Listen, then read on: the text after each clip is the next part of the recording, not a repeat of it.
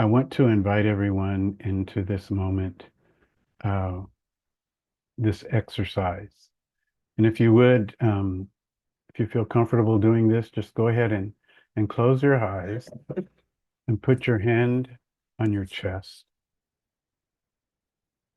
And I'm going to ask you, first of all, to take a deep breath and let everything go. And I'm going to ask you to imagine that you are God. Imagine you are God, you're observing the universe, the world, your creation. Now, maybe it seems a little bit far-fetched to imagine you're God, but where's your imagination? I mean, how is it that a kid can tie a towel around their neck and become Superman or Superwoman? How is it that a kid can shoot a basketball and say, Steph Curry? All right. So imagine you are God and you see all the things that are going on, including things that are invisible to most. And look on this creation with love. And now imagine that you are being refused admission to big parts of this creation. Now take another deep breath and release. All right, come back to where we are. I'm going to reread this excerpt that Kaylon read just a few minutes ago. They were in the world, and the world was made through them, and the world did not know them. They came to their own, and their own did not receive them. But as many as received them, to them they gave the right to become children of God, to those who believe in their name, who were born not of blood, nor of the will of flesh, nor of the will of people, but of God. Jesus belonged here, but he was treated by many people, by the powers, as though he didn't belong. But he knew he was legit. So what I would like to do, and just bear in mind, there are so many more um, communities that I could mention, but I want to mention 10 communities that belong here. Again, there are so many more, but just for us to be able to, be time sensitive and also to honor our digestive capacities. Number one, they belong here. Persons with disabilities belong here.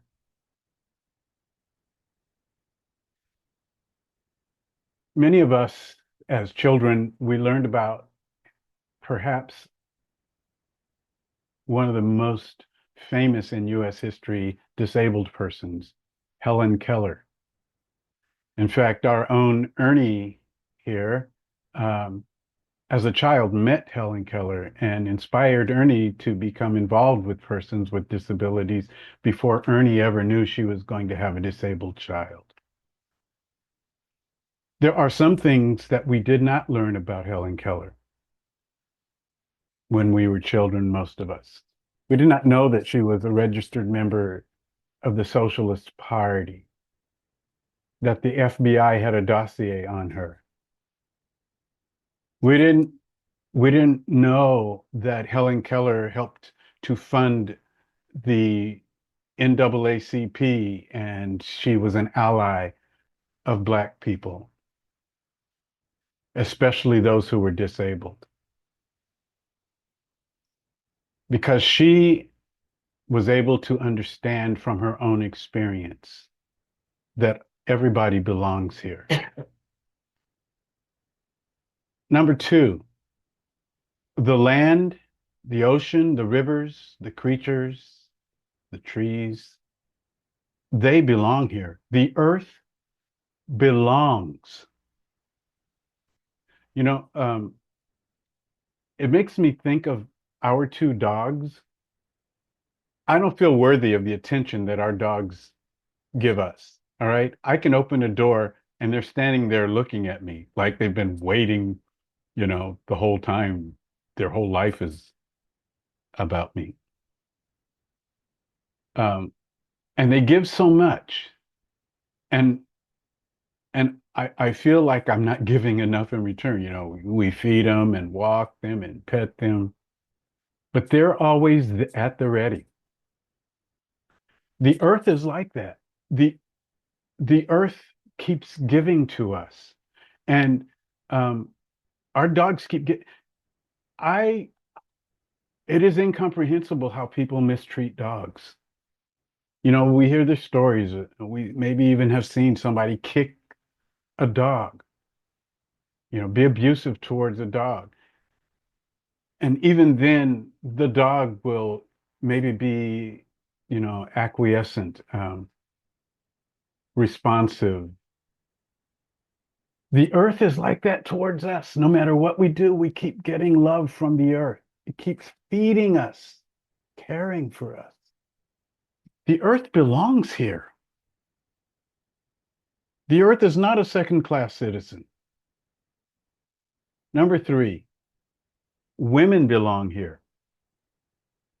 Um, my friend Renee Yaworsky, who lives in New York, we were talking the other day, and she said, sometimes men need to know when they see strong women, bold women getting it done, that that women still could use their advocacy, their support, and for men not to just stand back and say, "Oh, she's got this."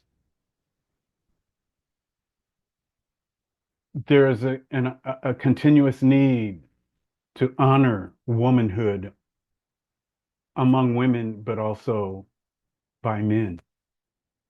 Next, elders belong here.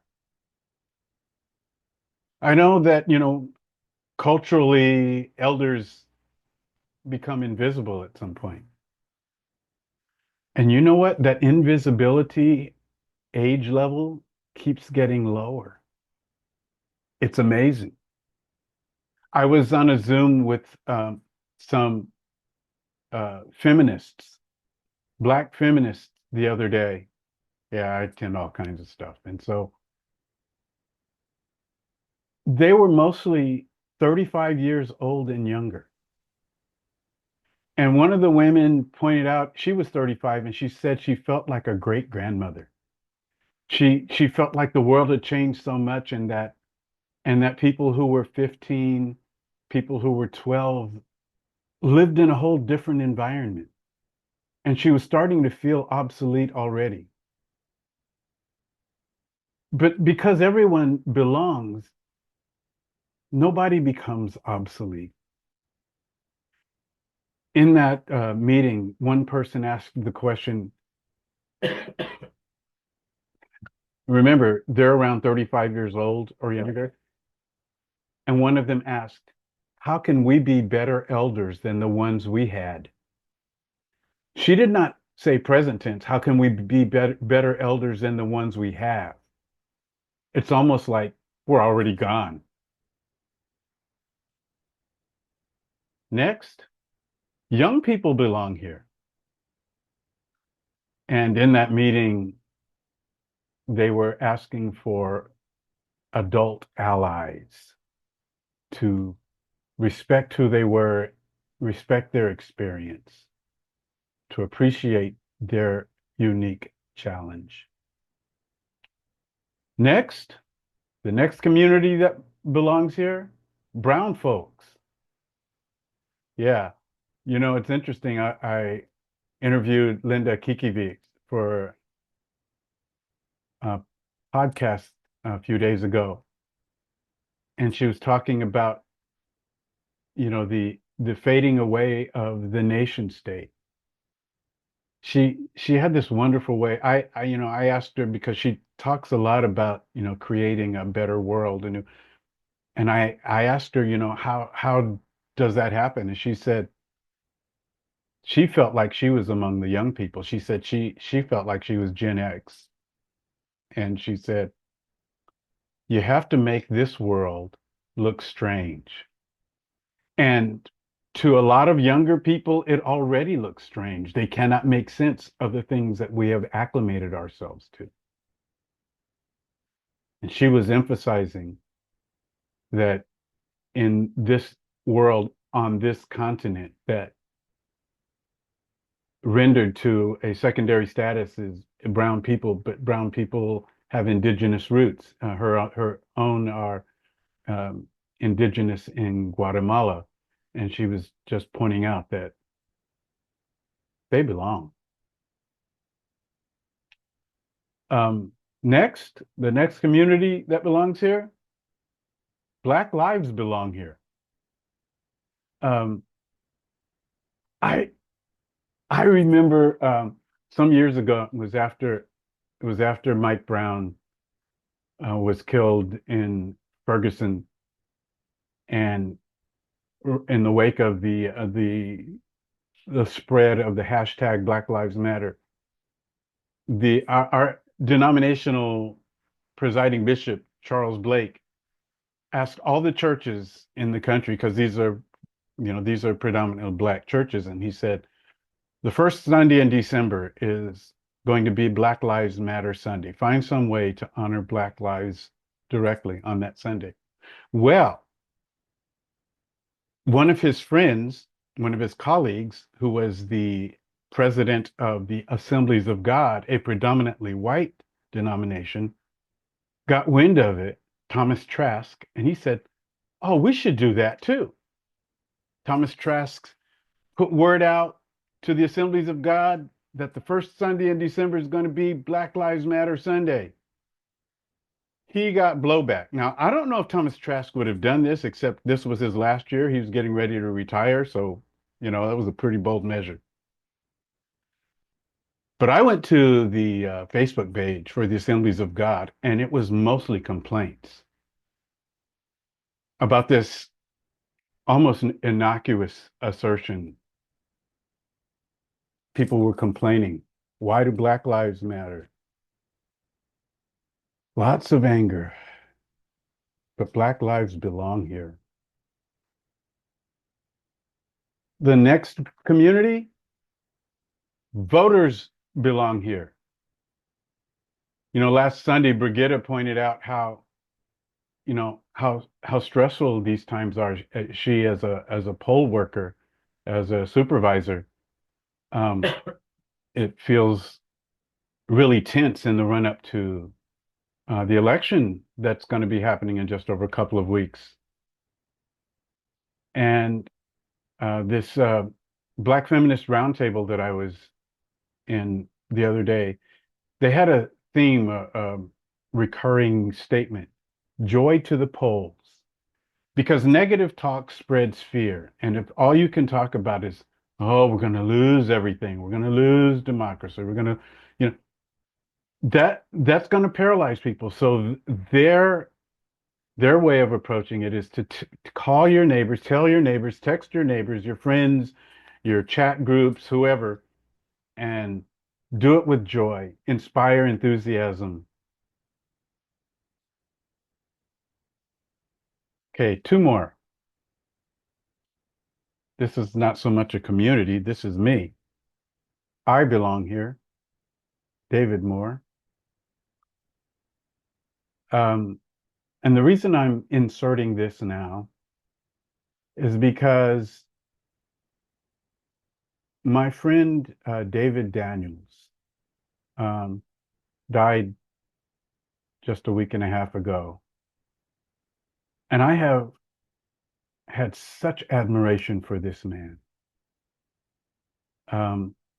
His scholarship, his kindness. And David, to give you an idea of the kind of person that he was, David, there was an event. He taught in Chicago at McCormick Theological Seminary, and And about, I don't know, maybe 6 years ago, people had this event to honor David Daniel, not because of something he accomplished, some award. And I told Diane that I wanted to go to Chicago for this event, this banquet, because David, even though he had his own students and he had people all over the world that he was, in contact with, he spent more time with me on my doctoral dissertation than my advisor did, who was getting paid to do it. I had a sabbatical in Canada, and I can remember on two occasions where David and I were on Skype for over an hour, and then we had multiple phone calls. I don't even know how he managed to come up with the time for that. And when I went to this event in Chicago, there were I thought we were just going to be in this regular size hotel room, but they had, how in hotels you move all the walls. There were 500 people there. They had state officials and city officials and ecclesia church officials and people from different religions. They had, Muslims and Jews, and all these people came together just because David was David. And over the past few years, he and we would talk on the phone from time to time. And over the past 4 or 5 months, he stopped returning my calls. And I was wondering, because honestly, folks, I have been left behind by colleagues over the past few years. And I was wondering, what would David be thinking? I did not realize that he was fading from pancreatic cancer. And he got an infection that he did not survive. And I've been dealing with some survivor guilt because to me, he is such a huge human. And I had to reestablish in my own consciousness, yeah, I belong here. I'm here for a reason, and I am going to fulfill my purpose to the best of my understanding and capacity. And finally, we all belong here.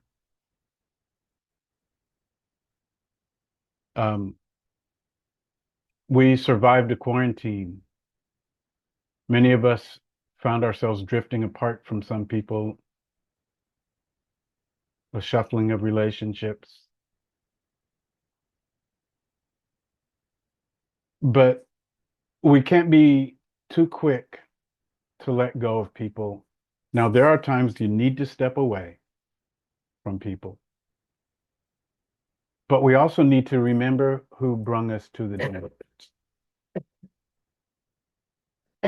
Look, life comes at you fast, but having a friend makes it slow down for you. It's almost magic. When I say having a friend makes it slow down for you, this includes your pet or the moon. You and the moon have been noticing each other from day one. All of these are your friends, and friends not only slow life down, but even pause so that you can take it in. Before we open the floor for our conversation, I want to read this quote from the World Health Organization. The Israeli forces' assault on Gaza has escalated to a horrifying level of atrocity. Northern Gaza is being wiped off the map. Under the guise of evacuation, Israeli forces have ordered the forced displacement of an estimated 400,000 Palestinians trapped in northern Gaza, including Gaza City. This is not an evacuation, this is forced displacement under gunfire. Since the 1st of October, no food has been allowed into the area, and civilians are being starved and bombed in their homes and in their tents. Now, what I just read from the World Health Organization seems to be, I mean, you can go online and find it yourself, seems to be major news in news agencies around the world. But it doesn't seem to be that big a deal in US mainstream media. But they belong here. We all belong here. Palestinians belong here. Congolese, Rohingya, Uyghurs, Haitians. Last week, I mentioned that I was at an event, a Planned Parenthood event, a big ceremony, and there was this question that organically kept rising as we mingled with one another. People just asked, I heard it multiple times, how are you taking care of yourself?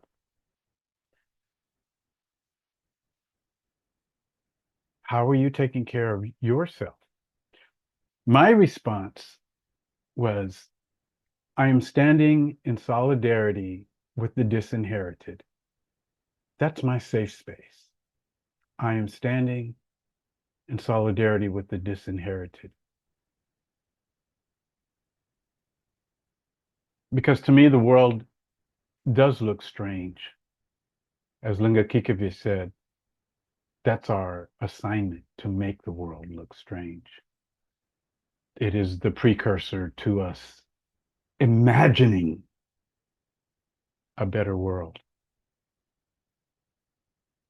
So I'll just close by just re-articulating, you belong here. And standing in solidarity with the disinherited is how we begin to realize our oneness, and our hope is in our oneness. Yeah. Well, we have Linnea and Julia.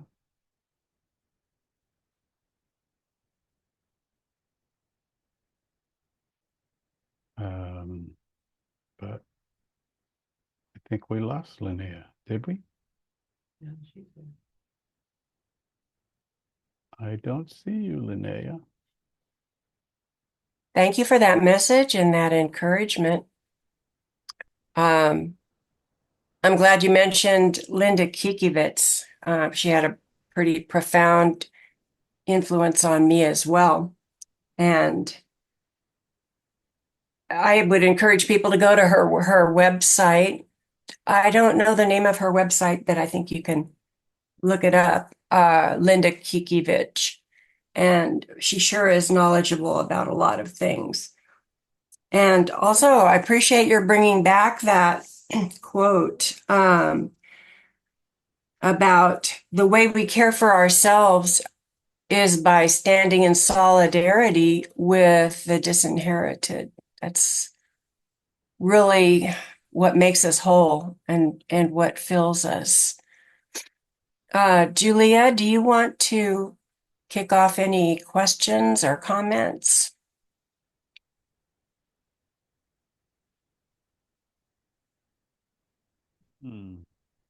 There she is. I think you're muted.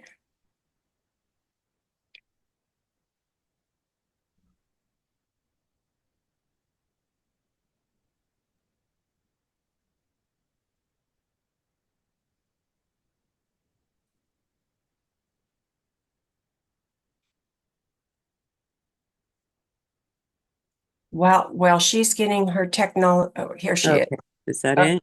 Yeah, I'm sorry. I'm not feeling well. So I've been laying down through the service. We had you guys on speaker so we can hear. So maybe you can take over for me today, Linnea. I apologize. Okay. All right. Well, so I will I'm curious to throw that question back at everybody here today. How you care for yourselves. Are there particular ways where you care for a friend or someone who is disinherited that helps you survive the world we're living in and some of its difficulties? Let's see, any hands? Or just jump in there. My name's Good Bonnie. Hi, Bonnie. Hi. The main people have helped are people with disabilities, physical disabilities and emotional disabilities. And I take care of myself by separating myself. I have to kind of take a break and, stay in my room or go have a cigarette or something. But I do the best I can for people with disabilities. Um, that's what, because I have a disability, that's what I do. There are many disenfranchised people, and I pray for all of them. But yeah, my thing's disabilities. Thank you. Thank you, Bonnie. Mhm. Awesome. A lot of good things. I'll chime in. My wife Leslie talked about our work. She is, I don't have any words for how amazing she is. I always say that she works with the people. If you see them coming down the street, you'll cross the street to avoid them. And she has a heart bigger than all outdoors. She just loves them. She loves them. And similarly, in my work, I also get a tremendous amount of satisfaction being in a helping profession.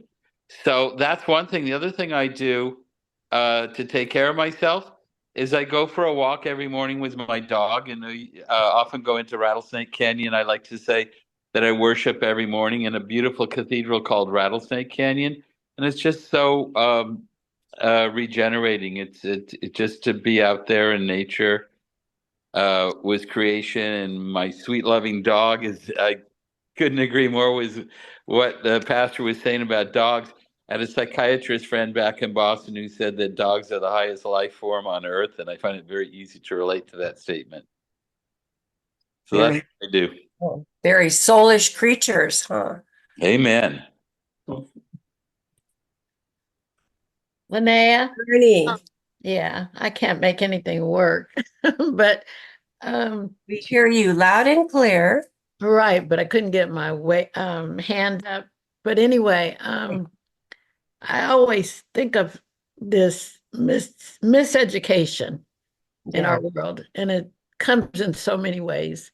And for myself, I think if this world were mine, it would be part of what David brought up in the sermon about all the people who arrived at his friend David's gathering, and different religions, different sexes, different anything and everything. So if this world were mine, I always get a lot of joy out of meeting people. I still do. But early on in my life, I saw a lot of the stuff that comes from miseducation. You're different, so we don't like you. Or you're different and we can't identify with whatever. But if this world were mine, we would keep growing from that. And I heard some profound things on Jesus Collective from individuals in this group that were aha moments. And they resonate, they stay here. And I know once Scott asked me, how did I communicate with deafblind individuals? And I said, from my heart. And I think we can use that in so many ways to come out from our hearts. And the other thing would be, some of you know how much I believe joy shared is twice as good.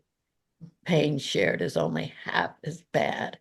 Mm-hmm. So often I share because I get lots of pain, but as soon as I start sharing it and get rid of some of those fresh tears and meditate and talk with my friends, it pops up. I'm sharing it. It's only half as bad. And I know God's He's right there in it. Sometimes I don't feel it or see it, but He's there and He's coming through for me. He's coming through for all of us. So I hold on to joy shared and pain shared in positive ways. And personally, I'm learning to meditate more and more and breathe more and more. Mm. I like I like what you said about how you do it. Well, it's not a method. Uh, you do it with your heart. You communicate with your heart. Thank you for that. Anybody else? There's Caroline. Well, hi. Hi, Ernie. I was just chewing over something in my mind that I might not be able to fully form, but the topic is you belong here. And there's something about belonging and the need to claim ownership and maybe releasing that's sort of percolating in my head.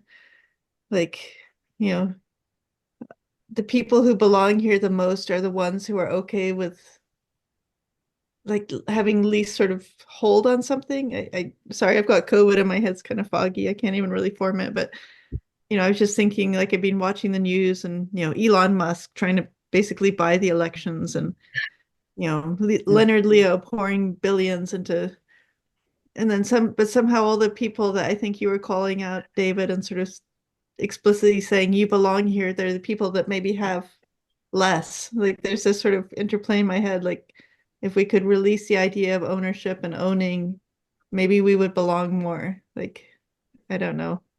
I think of like people who are spending millions and millions and millions to get what they want. And none of us want anything to do with them. Like, to become sort of deeply part of community is to renounce the idea of ownership or dominion or domination. I don't know. My head's Yeah, very foggy, but I loved what you had to say, David, and it's just so nice to be here again. that's great to have you. And yeah, um, that would, if we renounce some of the things you mentioned, that would really make the world look strange. I love that idea. Really, the kingdom of heaven is so opposite from the kingdom of this world and empire and the things we put so much value on, ownership, materialism, blah, blah, blah. So, yeah, I like that. Make the world look strange. Let's see. Anybody else? Tell us a story.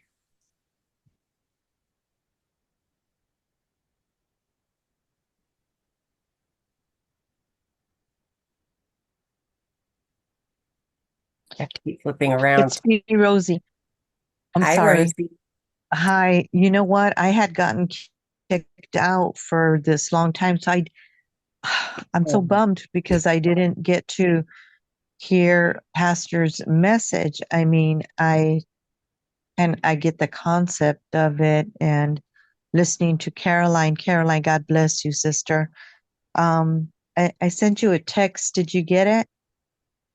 Um, I don't know, maybe over a week ago.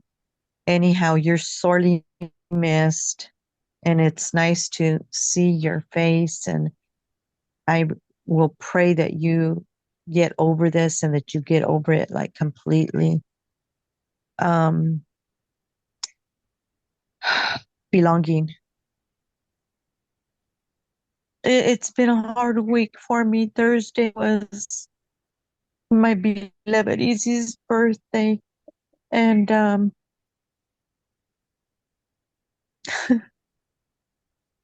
thinking, he belongs in heaven, and I know that he's there. And I still, for whatever reason that God has, am here. And I'm just trying to do the best that I can.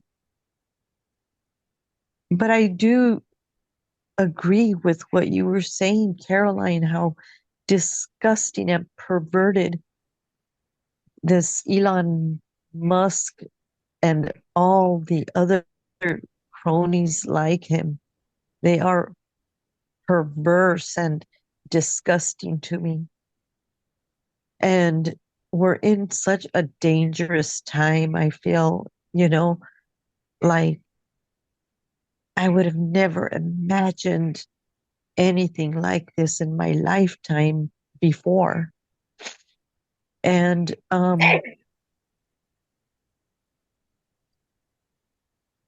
it's just something that is, I feel, vital, that can't happen somehow, some way. Justice has to prevail in a more than incremental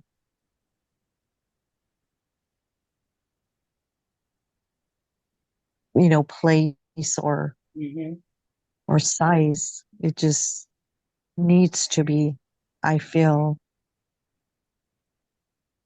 like now.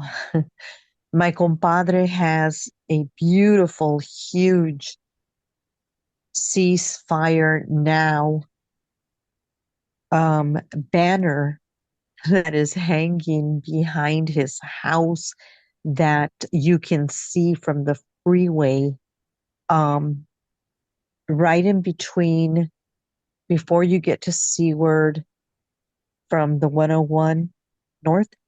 And there's like those fields there. And there's a railroad track.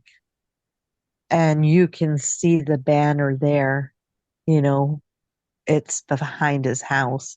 And if anyone were to try to take it down, it would be not good, because he has a bunch of pencas of nopales, and they have a lot of big thorns. So it wouldn't be good. But it's a beautiful sign for anyone who passes by there. Take a look. Kind of slow down in that area so that you can see it. So Thank you for letting me share that. thank you, Rosie.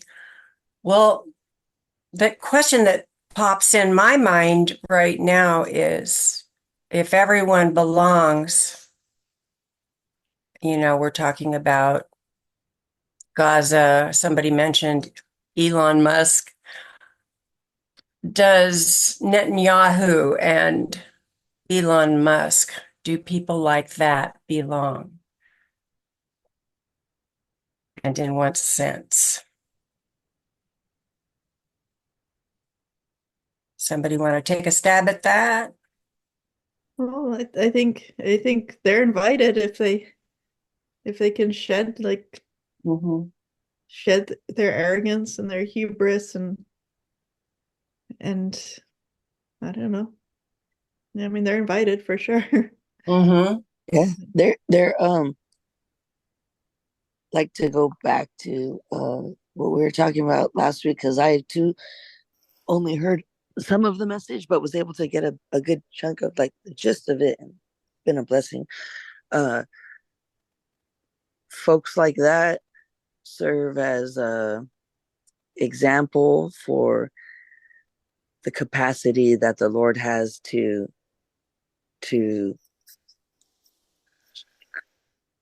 be the change within us, right? Like, there's our earthly flesh self, and then there's all these ways that we could be when we allow a relationship with our Creator to be nourished, and when we foster that relationship with the Lord, right? But these folks are all of what it could be when you don't have that, and they serve as a point in which we can understand what to be aware of, and like we talked about last week, the service of fear. Fear isn't always negative. Fear could be a psychological trigger, so that you have a more sustained level of situational awareness when things are not as they should be. Okay. I just saw the thing right now. So they kind of give us the challenge we need to build our own character and Well, they have nothing to do with our relationship with God, Mhm. but you know, they can serve as an example of, like Caroline said, their hubris is so epic. Yeah. And then, Yeah. like Jesus said, with God, anything is possible. So we stand waiting. Come on, guys. But I'm not holding my breath for them, right? Like I remember once saying, you know, something super judgmental and true, like, oh, so and so, they're fill in the blank, all these things that they were a horrible person, right? And the person that I said that to was like, yeah, we need more people like that in the kingdom of God. That the Lord can turn it around and people can see, like, wow, they used to be such a horrible person and now they're this way. And like, to a degree, that's true. And I personally think that some people are irredeemable. But that goes back to how I told you before, how my mom would be like, wow, thank God you're not God. Yeah. It does seem that way sometimes. Brigitta, do you have something to add to that? I do. My first reaction when that question came up was, yes, they do belong. They belong exactly as they are. We would want, if we had a disability, to be accepted exactly as we are, and they deserve the same thing. I think it's really important that we hold on to our values and that we are a light, and that by being ourselves, that maybe something will change in them. And likewise, by listening, maybe we hear something that we hadn't considered before or that we didn't know. But I feel that everyone is welcome. And I think that's one of the things that Jesus asked us to do. He asks us to love one another, and he didn't put any qualifiers on it. Thank you. Yeah, we're the ones that do that, huh? We'll let Margie be the last one, and then we're going to go ahead and have communion. Okay, I just wanted to share something I found out this week. I was popping in on some Instagram interview, and there was a psychiatrist or psychologist who was talking about Elon Musk's childhood, and he was comparing it to Donald Trump's childhood, which was very abusive.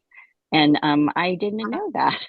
I wasn't aware. I mean, I had heard about, the Donald Trump's niece's book about how abusive their upbringing was. And so, but I didn't know Elon Musk's was as well. So that gave me, it humanized them for me, that they're very abused individuals, who that's why they believe the way they believe, And so I just thought that was interesting. I gave me some compassion, but I still don't think they should have power, but it gave me some compassion.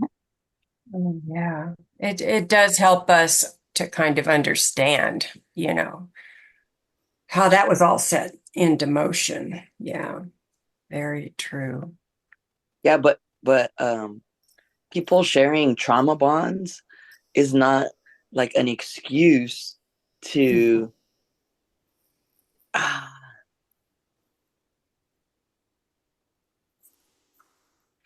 I'm not going to finish that.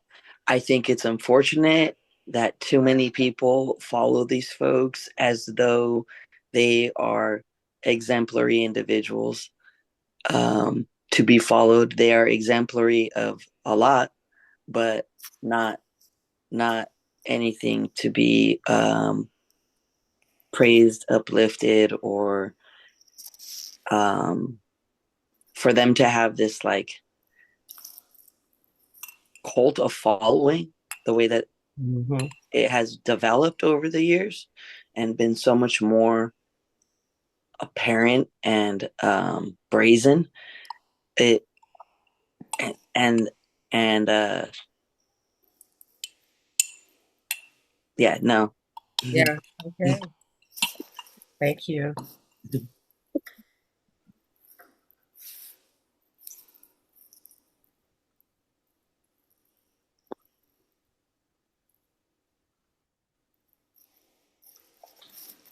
All right. Well, thank you for the wonderful conversation. And I was thinking in my mind, maybe that's one of the shades of what Jesus meant when he said, be wise as a serpent.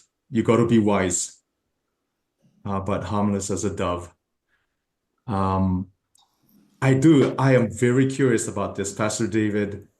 I was expecting you to highlight LGBTQ community. I know you at the end said we are all, and that's inclusive of everyone, but I thought for sure you will mention that particular community because of how much you have advocated and championed them. So I'm wondering, because I know that you also thought through the list. Well, yeah, I did start by saying that I was going to not include a lot of communities today. Okay. And besides, 10 is a better number than 11. Okay. No, I just was curious, but anyway, in light of all what we have shared in the spirit of we all belong, I think to me, as I thought about communion, as I thought about the Lord's Supper, the breaking of the body of Jesus for each one of us, the shedding of the Christ's blood for each of us, it's indication that Christ was saying to all humanity, you belong. You belong. It's no more no exclusion, no condition, no nothing that is going to preclude you. You are included. And as we do participate in the table of the Lord, I do, since we brought this up in several times now, but I do encourage us to bring the plight of our sisters and brothers in Palestine, our Palestinian brothers and sisters, that they belong in that land. They belong. That's their land. They belong. No matter what is happening. I know we talked about incremental and the settler colonizers are forcing them out, but may we stand with our brothers and sisters in Palestinian sisters and brothers as we take the body and blood of Christ as a gesture of intercession to say, yes, you belong. You belong. We all belong. So let's take the bread. The body, this is the body of Christ broken for us. Let's eat.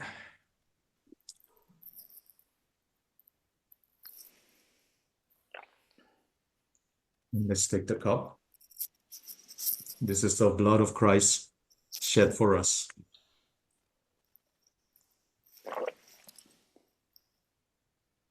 Amen.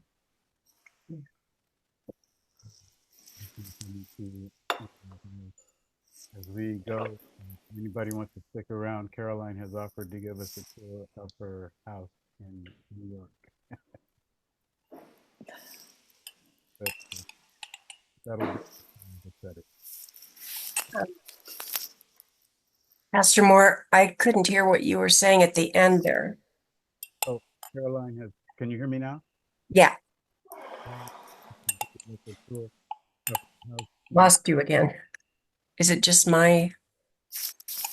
Pastor David, you are low again. Your voice was really good throughout, but Yeah. now you've gone back to the former audio level. Can you hear me now? Yeah, kind of. Okay, Still too low. Yeah, we need some technical help there. Better? Yeah. Yes. Yeah. Okay. So Caroline has offered to give us a tour of her house, but that'll be after the credits for anybody who wants to stick around Cool. in New York.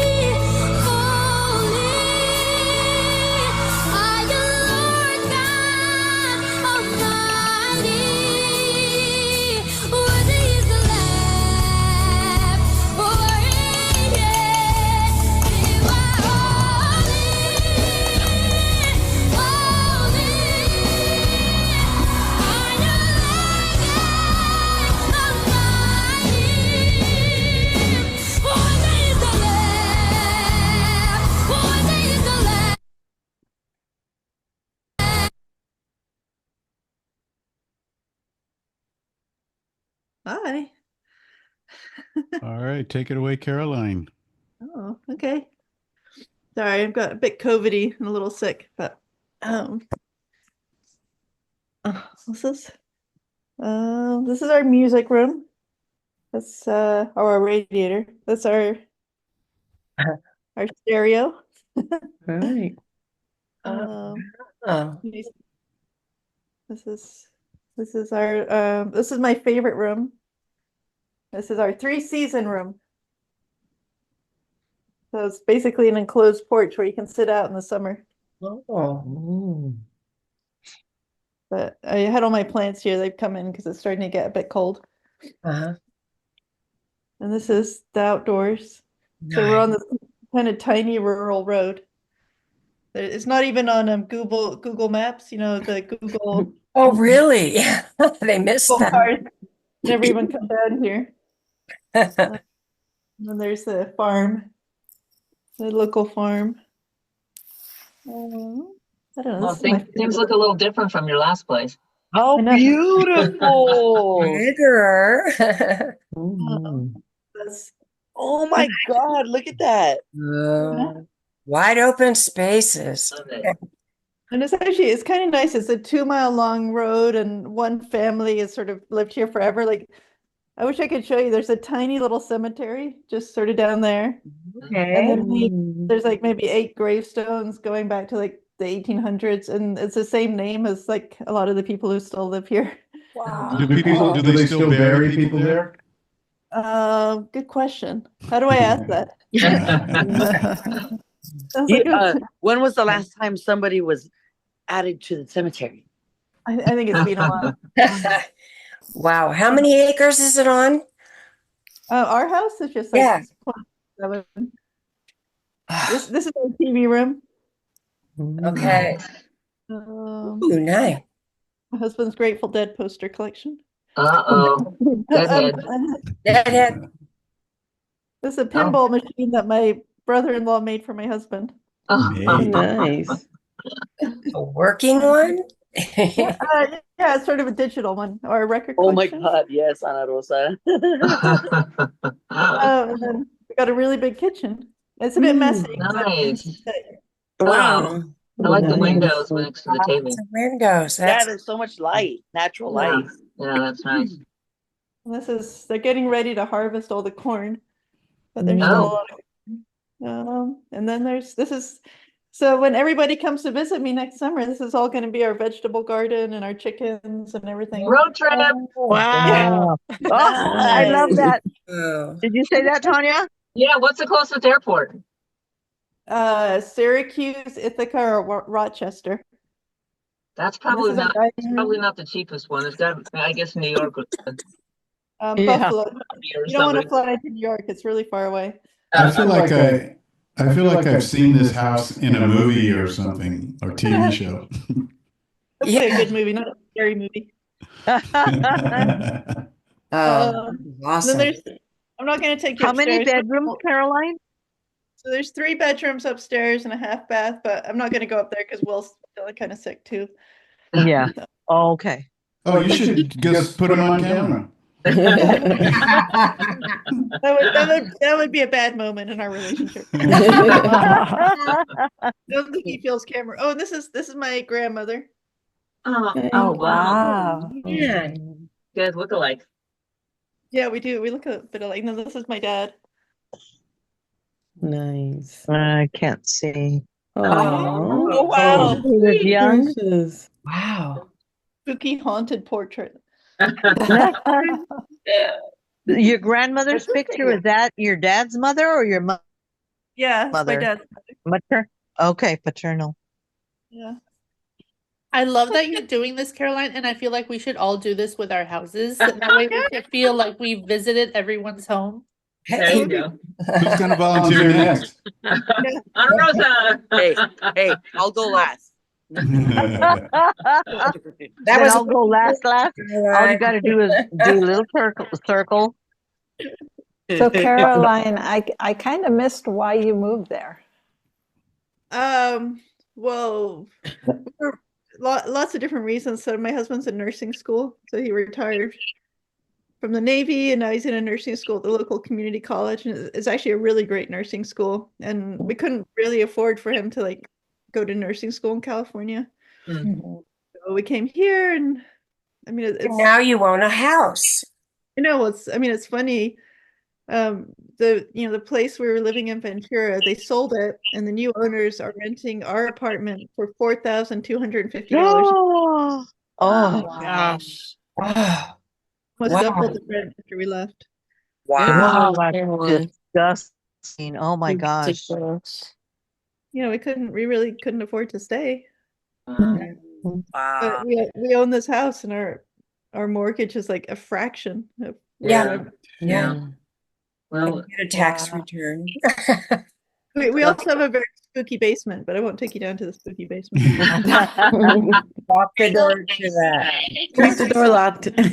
are you prepared So for the how winter? big is the property?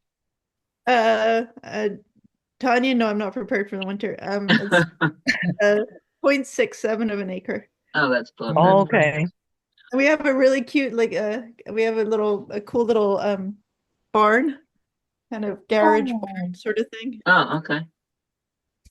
Are you working or writing? I'm just working in a store. Like, I don't know what's going on with publishing, but I haven't been able to get a job publishing. Yeah, So yeah. so we have that. Oh, And Well, that's look nice. at that. Video back there. Gives you more space. La Granja de Caroline. Hey, Ana Rosa, are you gonna go next in a couple of weeks? If I Can you pick the corn? Can you, do they allow you to do that? I've actually become pretty good friends with the farmer's wife, and I think she would not Be approve of okay that. with it? Yeah. Yeah. I'm not. What, how much